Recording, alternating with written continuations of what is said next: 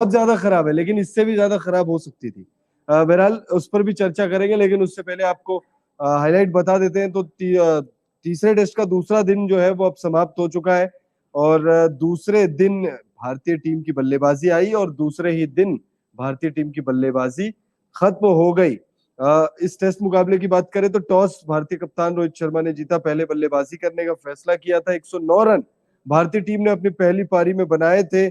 उसके बाद 109 के जवाब में ऑस्ट्रेलियाई टीम ने 197 रन बनाए थे और एक 88 रनों की एक ठीक ठाक लीड जो है वो प्राप्त की थी। 88 रनों का पीछा, मतलब 88 रन पिछड़ चुकी भारतीय टीम जब मैदान पर कदम भारतीय बल्लेबाजों ने रखा।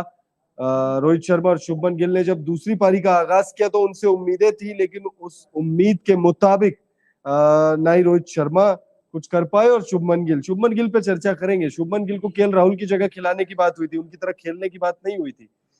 खैर, और मतलब उनसे भी, मतलब आप खैर उस पर बात करेंगे। थोड़ा सा इमोशंस को कंट्रोल करते हैं और बात करेंगे शुभमन गिल पर भी।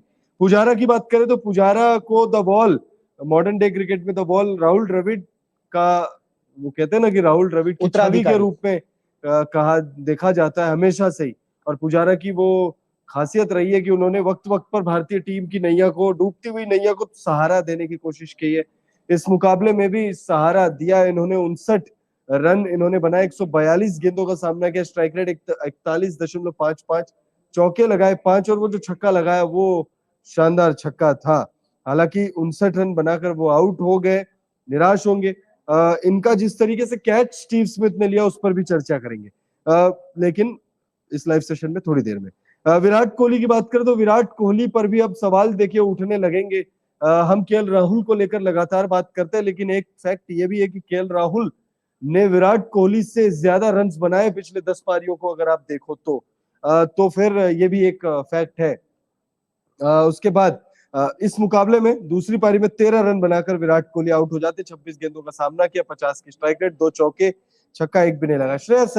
श्रेयस अय्यर जब तक बल्लेबाजी कर रहे थे लग रहा था कि शायद भारतीय टीम एक अच्छा टोटल ले लेगी, लेकिन श्रेयस अय्यर समझ में नहीं आया कि मतलब जब आप चौके छक्के लगा रहे हो, जब आपका स्ट्राइक रेट भी अच्छा है, जब आप मतलब 2 ओवर बैक टू बैक जो है आपने अच्छे निकाल दिए 10-10 रन के आसपास के।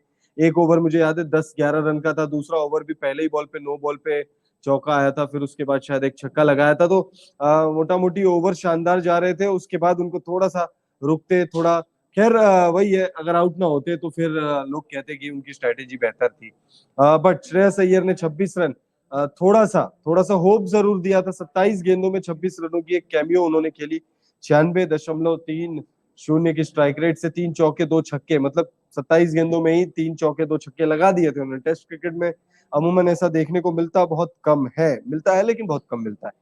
श्रीकर भरत की बात करें तो इनके पास बहुत बढ़िया अपॉर्चुनिटी थी, अपनी जगह जो है वो टीम इंडिया में पक्की कर सकते थे। देखिए अब इस सीरीज के बाद तो बहुत मुश्किल लग रहा है कि श्रीकर भरत को हम देख पाएंगे, मतलब देखेंगे, ऐसा नहीं है नहीं देखेंगे, लेकिन ऋषभ पंत जब पूरी तरह फिट हो जाएंगे, हालांकि उसमें भी वक्त लगेगा, तब तक ही है इनके पास मौका। अपने आप को अगर ये जमा ले भारतीय टीम में तो वो मजा आ जाएगा फिर इनके करियर के लिए। हमें तो क्या ही आएगा, हम तो खैर खुश होंगे अगर ये परफॉर्म करते हैं तो। 3 रन इन्होंने बनाए, 8 गेंदों का सामना किया। आज इनके पास अच्छा अपॉर्चुनिटी था, अपॉर्चुनिटी मिस कर गए। उसके बाद आगे बढ़ते हैं हम लोग अश्विन के पास। अश्विन को अक्षर पटेल से पहले बल्लेबाजी के लिए भेजा था, और जब उनको बल्लेबाजी के लिए भेजा तो उनसे आप खुद सोचिए कि अक्षर पटेल से पहले उनको बल्लेबाजी के लिए भेजा है। लेकिन अश्विन भी कुछ कमाल नहीं कर पाए। 28 गेंदों में 16 रनों की उन्होंने पारी खेली और 57.142 2 चौके। उमेश यादव 2 गेंदों का सामना उन्होंने किया, विकेट मतलब अपना जल्दी उन्होंने गवा दिया, छक्का मारने की कोशिश में ही उन्होंने अपना विकेट गवाया।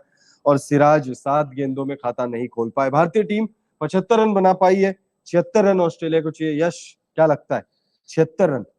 मेरे को लगता है ऑस्ट्रेलिया टीम के लिए बहुत ज्यादा इजी हो जाएगा, क्योंकि जिस तरीके से हमने पहली पारी में भी देखा ऑस्ट्रेलिया टीम बहुत अच्छे से कल के दिन में बहुत अच्छा खेल रही थी। सिर्फ 2-3 विकेट्स ही मुझे लगता है कल के दिन में उनकी गई थी। तो ऑस्ट्रेलिया टीम के लिए 76 रन का टारगेट कोई ज्यादा बड़ा टारगेट होने वाला नहीं है। पर हाँ, आज की अगर हम बात करें, आज के पूरे दिन की बात करें, सबसे पहले हमें तारीफ करनी पड़ेगी भारतीय गेंदबाजों की, और उसमें भी खास करके उमेश यादव और रविचंद्रन अश्विन की, क्योंकि उमेश यादव की जिस तरीके से हमने देखा कि किस तरीके से उन्होंने, अभी स्क्रीन पर आपको दिख रहा है उमेश यादव के इस पूरे इनिंग्स के स्टैट्स, 5 ओवर करवाकर उन्होंने 3 विकेट लिए और सिर्फ 12 रन खाए। उनका इकोनॉमी 2.4 का रहा है, 3 विकेट, उसमें से मिचेल स्टार्क का विकेट मुझे लगता है कि वो जो इंस्टाग्राम पे रील्स एडिट होकर आती है ना, उसमें आता रहेगा, क्योंकि हमने देखा किस तरीके से विकेट उड़ती हुई गई थी। और बहुत अच्छी गेंदबाजी इस पिच के ऊपर, क्योंकि हम देख रहे थे कि स्पिनर्स का दबदबा मचा हुआ है इस पिच के ऊपर, चाहे हम ऑस्ट्रेलियाई गेंदबाजों की बात करें, और दूसरी इनिंग्स में भी ऑस्ट्रेलिया के जो स्पिनर्स है उन्होंने ही ज्यादातर विकेट्स लिए। नेथन लायन 8 विकेट लिए। तो ये जो स्पिन पिच है, इसे स्पिनर्स की पिच कहा जा रहा है, उसके बीच में उमेश यादव इतनी अच्छी जो गेंदबाजी कर रहे हैं वो बहुत बड़ी बात हो जाती है। और उसी के साथ साथ अगर मैं बात करूं रविचंद्रन अश्विन की, रविचंद्रन अश्विन ने भी 3 विकेट लिया आज के दिन में।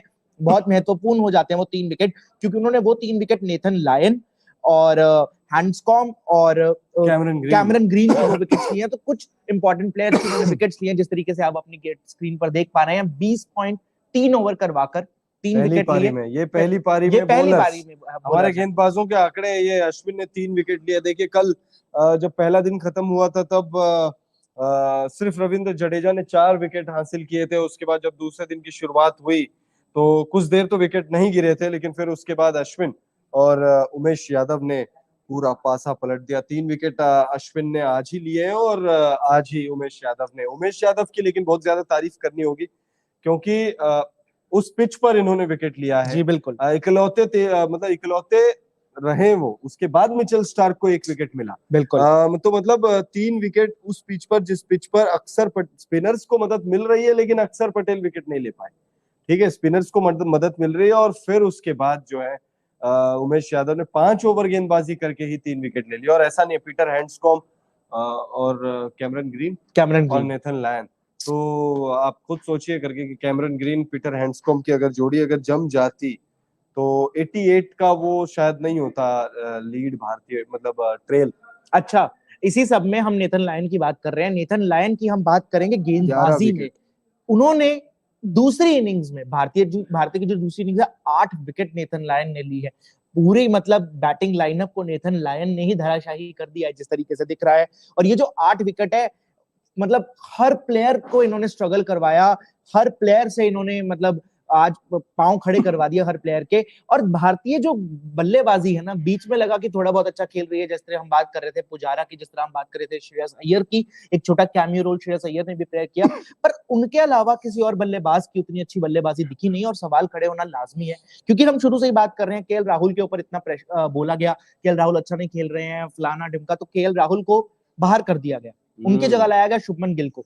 2 इनिंग्स हो गई है, चलिए एक बार के लिए हम ये भी मान सकते हैं कि आपकी 2 इनिंग्स है, अभी शुरुआत ही हुई है, आप उतना अच्छा नहीं अभी आपको स्टार्ट मिल पा रहा है, ठीक है। पर व्हाट अबाउट अदर प्लेयर्स? अगर हम विराट कोहली की भी बात कर रहे हैं, एक तरफ परफॉर्मेंस तो इनके लिए भी मैटर करती है ना, सिर्फ केएल राहुल के लिए ही की परफॉर्मेंस मैटर करती है, बाकी प्लेयर्स की परफॉर्मेंस के ऊपर भी तो सवाल उतने ही खड़े होने चाहिए। केएस भारत शुरू से ही खेल रहे हैं, मुझे लगता है 3 टेस्ट मैचेस उन्होंने खेले हैं, कोई अच्छा स्कोर नहीं मार पाए हैं, कम से कम 5 पारियां हो गई हैं, उसके बाद केएस भारत के बल्ले से भी कोई अच्छा रन नहीं आया है। इस बारे में आप क्या कहेंगे? मैं क्या कहूंगा, मैं थोड़ा सा चिंतित हूं केएस भरत के करियर को लेकर, क्योंकि देखिए इनको मौका भी तब मिला है जब ऋषभ पंत मौजूद नहीं है। ऋषभ पंत अगर होते तो ये बैकअप में ही होते। हाँ, फिर ईशान किशन नहीं होते टीम में, ज्यादा से ज्यादा यही चेंज होता। लेकिन केएस भरत जो है वो डगआउट में बैठे होते, आराम से मौज कर रहे होते, लेकिन मैच नहीं खेल रहे होते। तो केएस भरत को मौका मिला, बड़ा लेट इनको अपने करियर में स्टार्ट करने का मौका मिला। और देखिए मानस लाबुशेन जो है, उन्होंने अपने करियर की स्टार्ट कर ली थी लेकिन उसके बाद जो है वो ड्रॉप हो गए थे खराब प्रदर्शन की वजह से। लेकिन बाद में जब स्टीव स्मिथ एक मुकाबले में कंकशन इंजर्ड होते हैं, तब मानस लाबुशेन को मौका मिला दोबारा खेलने का। और फिर उस मुकाबले के बाद से मानस लाबुशेन ने पीछे मुड़कर नहीं देखा है। तो केएस भरत को भी खुद को मिले मौकों को भुनाना होगा, क्योंकि अगर केएस भरत अगर शानदार प्रदर्शन कर लेते तो फिर बड़ा मुश्किल हो जाएगा चयनकर्ताओं के लिए कि इनको बिठाना।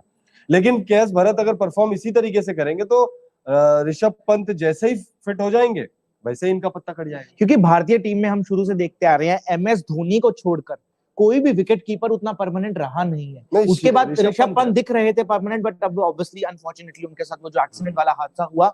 तो हम हिस्ट्री की अगर बात करें विकेट कीपर्स को लेकर, टीम इंडिया ने धोनी के अलावा स्ट्रगल ही किया है आज तक।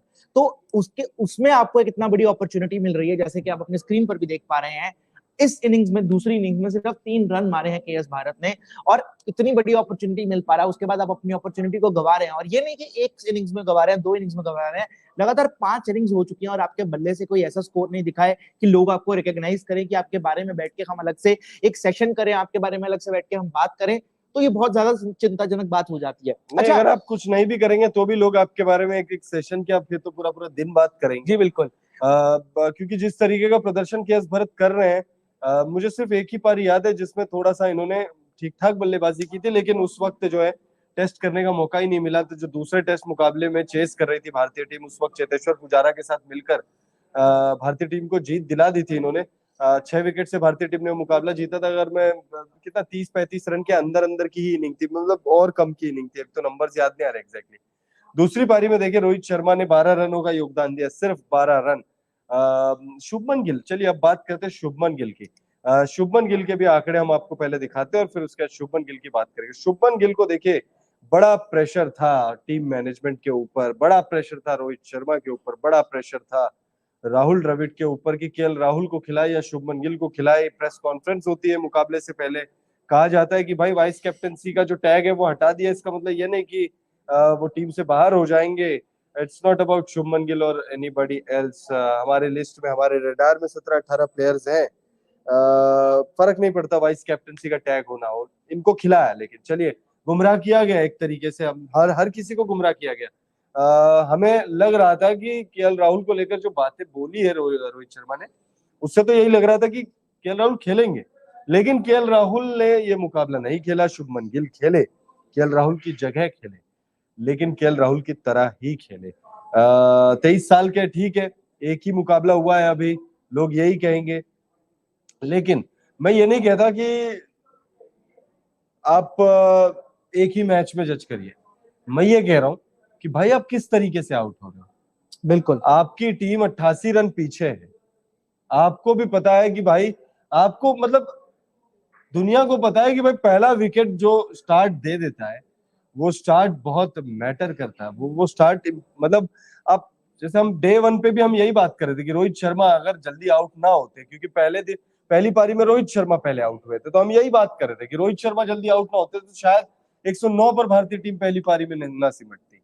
शुभमन गिल किस तरीके से, मतलब क्या प्रूफ करना चाह रहे थे वो? जब बॉल घूम रही है, आप स्टेप आउट करके मतलब मारने, मतलब शॉट लगाने की कोशिश कर रहे हो।